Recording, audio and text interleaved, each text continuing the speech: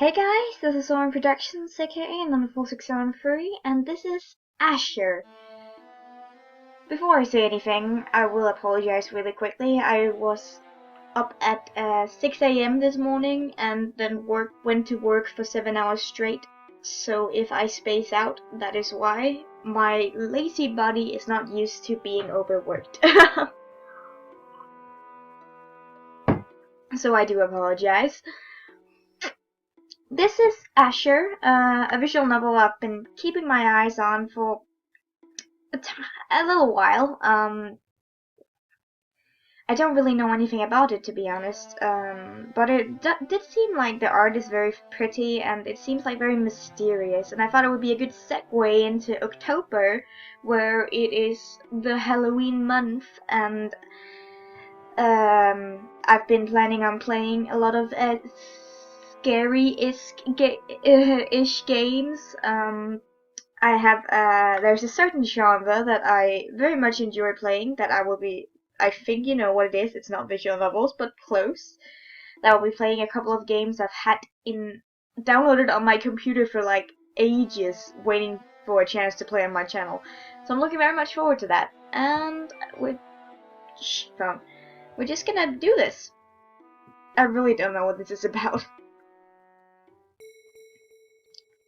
Sitting within, harking and prying, I might begin to dicker with dying.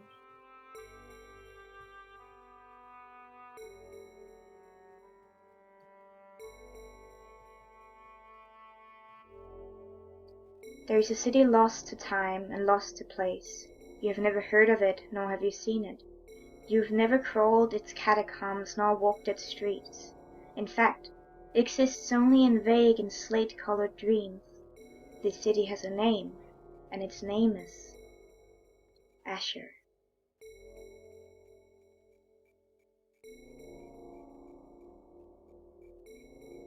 However, this is not a story of a city, but a young lady named Tetrin, Raish, who is about to be swallowed by the secrets of this city, much in the way an egg is devoured by a snake. Act 1. Ah, so cool. Let me check if I can... Like, you can... It's such a simplistic design, but for some reason it, like, really works. Let's see if I can go... aren't there any options menu? I guess not. Well, oh well. It was early fall when the wind was just beginning to bite. Down Street, November 10th, 1320. That morning I dreamt of portraits on the wall. Holy shit, it's voiced! Well, I can't work with that. I'm sorry, but I can't. I need to have a work to do. Give me a sec. There we go. Now it is working the way I want it to. Sorry, you lovely voice actress. I need to I need to work too. That morning I dreamt of portraits on a wall in a long hallway. There must have been 2 or more dozen family members, with some glassy black eyes and dead skin, others like faded photographs, as if time had blended away by the color. I couldn't look away from their faces. I knew that only I was walking towards a brightly lit room at the end of the corridor, and that part of me dreaded to see what was in the room. When I stood at the door, I looked in to see a beautiful bedchamber upon which the Empress Mar rested, enfolded in layers of gauze and silks. Behind her, her shadow, Kiali. Tetrin almost awoke from the slight bitter taste left behind by the unsettling dream. She drifted almost awake, her limbs heavy. It was cold out there, beyond the blankets, and despite the dream she wanted only to sleep. Wake up. Okay, give me a second. You want me to wake up? I'll wake up. Haha. Tetrin reluctantly got up and dressed for the day. She wondered about the odd dream, which Is this like quick time events? Because that was quick. She wondered about the odd dream, which in the daylight was no longer frightening, but still left her with an uneasy feeling. The library Monday morning. A woman stood at the entrance to the library as Tetrin walked up the steps. Despite appearing to be dressed for gardening, she had poise and confidence that attracted attention. But when Rosemary, another librarian in the system, waved her over, the strange woman fled her mind. Oh, sorry. Oh, Trina, would you be a dear and take care of this for me? Rosemary meant the pile of books waiting to be filed back in their proper places. Of course, but it's 8 o'clock. Yes, I know, honey. I've got to run. I'm late for an audition. Wish me luck. Rosemary usually didn't let her acting interfere with her work, but lately things seemed to have been picking up for her. Good luck, then. Tell me how it goes. You're a doll, thank you. I'll see you tomorrow. After Rosemary left, Tetrin found herself staring into the pile of books, trying to orient herself. It was going to be one of those days. So she nearly jumped when she noticed the unusual woman from before, but suddenly too close for comfort. Trina, is it? Tetrin supposed she must have been listening in. I prefer Miss Rach, if you don't mind. I don't mind, sweetie. Overly familiar, or rather, especially confident people always tended to throw Tetrin off balance. I was wondering about a book. Does this book have an author's name? Don't be coy. All right, perhaps that was a little coy on her part. I am not in a patient mood today, Duff. I am sorry, madam. What kind of book would you like me to find for you? Have you seen any new books? Something plain, perhaps wrapped in paper? I don't think so. Is there a title I can look up for you? Are you sure? What about something that doesn't belong? Up until this point, Tetrin had assumed that Khalil was talking about a library book. Well, I can check in Lost and Found for you. Fine, do that.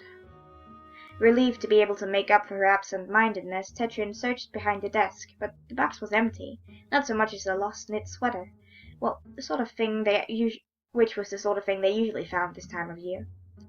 I'm terribly sorry, but there's nothing here. Nothing, Where did they say? Oh, right. Be a dear and look for me, in the folk section, perhaps?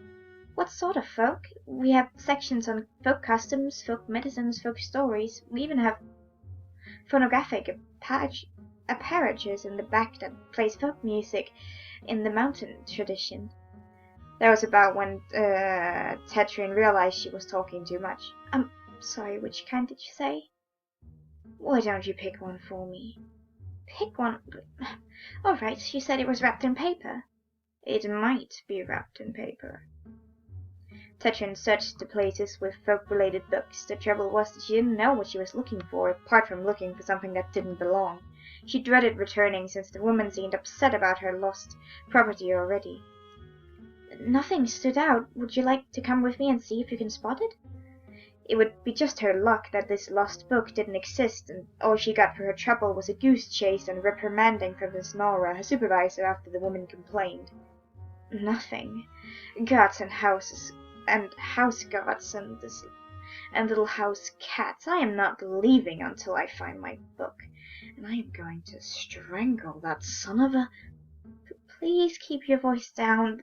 This is a public library. There is nobody here but you and me, Duff. I think a little noise is just fine. Usually the library had more patrons, and usually Rosemary was around to help. Tetrin wasn't sure what to do. We'll try to help. Do you want to come with me to the folklore to look yourself? Perhaps I missed it. All right. Wait, you checked in the fairy tale section, didn't you? Well, I checked in folklore. Some of our fairy tales are in a separate section. Folklore, fairy tale. Why is there even a distinction? Oh, because many of the fairy tales are large children's pictures books and don't fit. You didn't have to answer that, dear, and I might be wrong about where it is. We'll look in both places. Tetrin led the way to the folklore section of the library, which was in the older part of the building and felt isolated despite the sunlight sifting through the window. When Tetrin's attention was drawn to a book on the shelf that had no marks on it, her family had a knack of seeing such marks. For a moment she felt the pull of the Nell, the other world from which the marks came. Because she hadn't been expecting it, the pull was strong. She could almost see the golden fields and glittering river of the Nell in her mind's eye. Then the desire passed, and she saw the strange woman holding out a crumpled piece of paper, the right size to have been torn out from a book. You didn't tear that from a book, did you? No, darling, it was from the ground. No need to worry. I'd much prefer the whole book. I won't be able to find it today, though. Tetrin arrived home, feeling troubled. First that dream, and now this.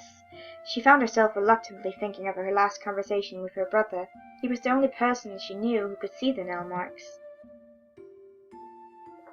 The last time she saw him was shortly after she moved to Asher for school.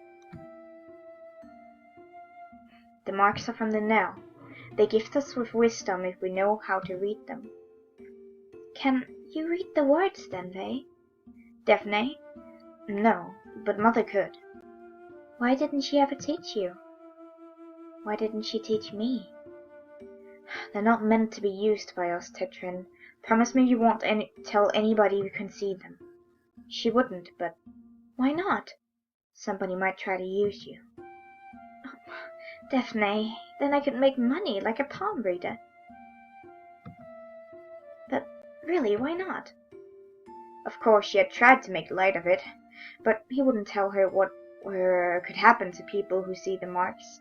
Besides, they were ancient, forgotten, and as far as she knew, they did nothing.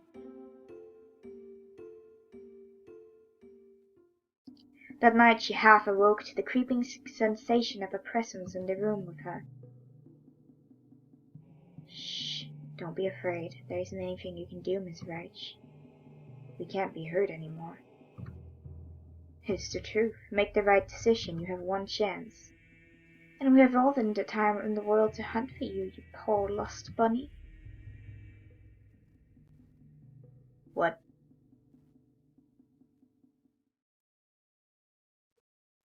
Two dreams of this kind were unusual. They seemed to tell a future, but what future she could not say. She recognized neither of the voices. Perhaps it was because of the dreams. Then that she stopped by the old monument of the Empress that morning. It was dedicated to the day the Empress fell, not long after the protest at the palace had ended so badly, now almost 100 years ago. Of course, it wasn't officially dedicated to the Empress' fall, but that was how people remembered it.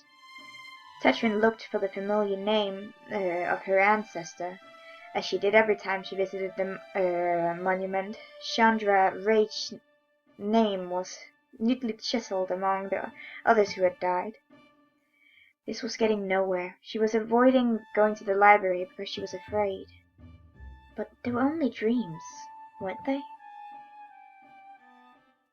She was relieved and almost disappointed that it was business as usual at Capera Memorial Library that day. She wasn't even late.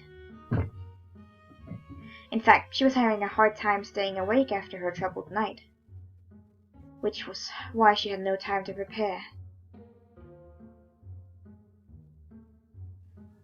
Tetrin had just a moment to realize what she was seeing and quickly looked away.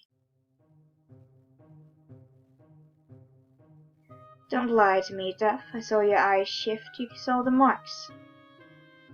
Really, madam, I didn't see anything. And I'll bet it just runs in your family, too. Was she even listening? Don't make me force the answer out of you, Duff. I would find it tiresome. No, I don't know. Guess we'll tell the truth. I'm sorry. I was told never to tell anyone all my life. Good. Don't tell anyone. You're quite useful to my kind, you know, Tetrin Reich. You're kind. Why did you pick up my full name? Look, Dev, I need your help. My usual expert has up and disappeared. Well, it wasn't really a choice. What can I do? Why, you can see the marks that I can't, disguised to my eyes. After all, one hides a thing best amidst others of its kind. That cursed rogue. Who was she talking about? Oh, can you wait until your expert comes back? Indeed, sweetheart, I shall be reasonable. One last time. Do you know anybody else who can help me? No, Come along then. I did so like your fairy tale selection. If you don't mind, madam, who are you? Do you want to work for me, dear? No? Then I'm afraid I can't tell you. In silence they began to search the shelves. Tetrine felt the woman's eyes on her ever so often, and couldn't suppress a shiver when she happened to look up and meet that predatory gaze by accident. Tetrine was so dazed by her dreams of late and unnerved by the strange woman that she forgot what she was actually here for. So she pretended to be occupied with the book, studying the numbers and titles on the spines without actually seeing them. Then her fingers skipped across the spine of the book that sizzled under her touch. She almost yelped out loud. It was the same book from before, the one with the nail marks. Caught off guard, she felt the nail rise up, and she could almost see the other world. Hastily she withdrew the book from the shelf, pulling her mind firmly back into reality. Almost before it left the shelf, the woman was standing next to her, taking the book from her hand. Tetrine let it go without argument. There had been no number on the spine. It wasn't a library book. But that wasn't the real reason she let it go. She wanted nothing to do with the strange book or its magic. Wonderful, dear heart. I thank you. What did you say? Okay. Absently, the wind patted her on the cheek, and then Tetrine was alone. Perhaps that was that. The woman had what she wanted. Things would be all right now. All the dreams really meant that she should be cautious. She hoped. Rosemary, did you see that woman, the one who just left? What woman, Trina? Never mind, I'm all spooked. I've been having these awful dreams. Is that so? For how long? Only recently. Oh, sweetie, what are they about? I've done dream interpretation, you know. In the dream, I'm in a long hallway where I can't look away from the portraits on the wall, and I'm walking towards a brightly lit room, which scares me. Or I dream that there's someone in the room sitting on my bed. You be careful, dear. Did you hear about the part? What was the play again? Not yet. It's a history production. Marasita, of course. Hopefully the Empress' ghost won't strike us dead for modernizing it a bit. Which version is it based on? Capera? No, the old one, Virgil. I think I shall be cast as Kylie, don't you? The mention of the Empress and her shadow brought back the sudden memory of the dream. With effort, Tetrine kept her expression in check. Isn't Kylie supposed to have skin as white as snow, lips as red as blood, and hair as black as ebony wood? I know, but I know I don't look the part, but that's what a wig and makeup are for. Sadly, I'm not tall enough to play the Empress. I wish you luck, Rosemary. Thank you. It's an important production. Mr. Mashire himself will attend the first showing. I'm so happy for you. Rosemary looked pointedly over Tetrine's shoulder. Tetrine had a sudden fear that it was the woman back again with more demands. No, don't leave, Tetrine wanted to say, but she found that she couldn't. Miss Reich, may I speak to you? She really hoped it was about a book, an ordinary book. Didn't people go to the library anymore? And he didn't really look like the sort who read books.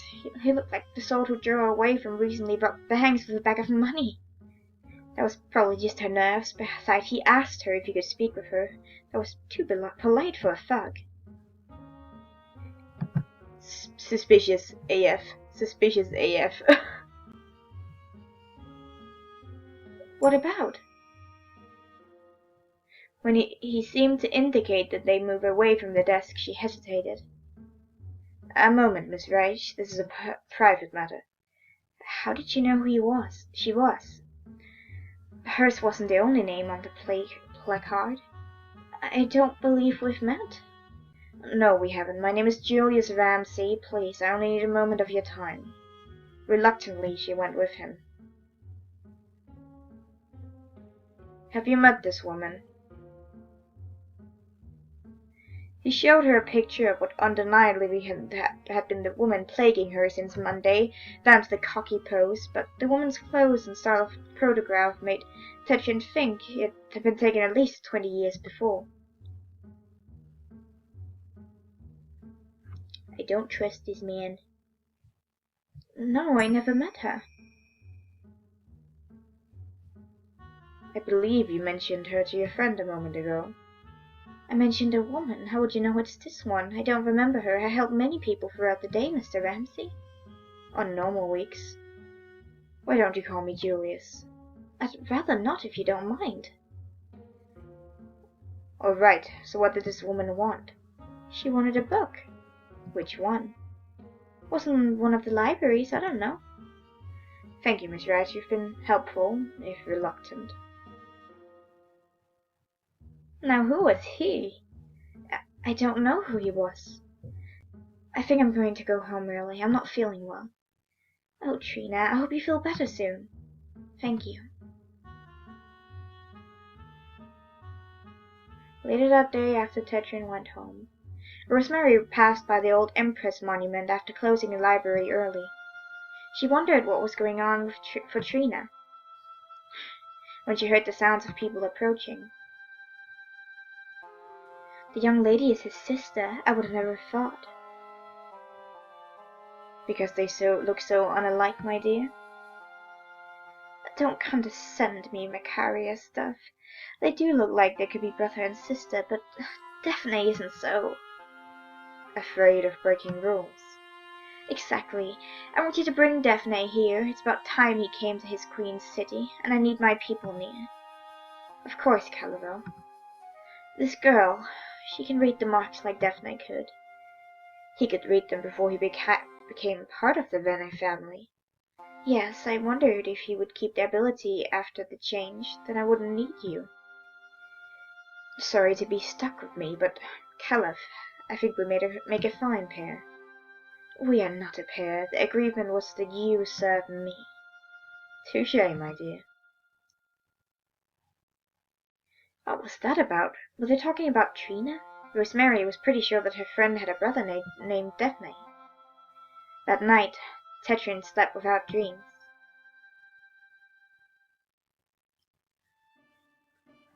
I'm gonna have to end the episode here. I hope you're enjoying. My throat is killing me. On top of working a lot, I also am a little tiny bit sick. Which is awesome. Sarcasm implied. Either way, I'm ending the episode here. This is pretty interesting. It's very pretty. I really like the feel of it, like the music and like the small animations and the way like the expressions are done. There's so much effort put into it, or I can just see it. So I really like it.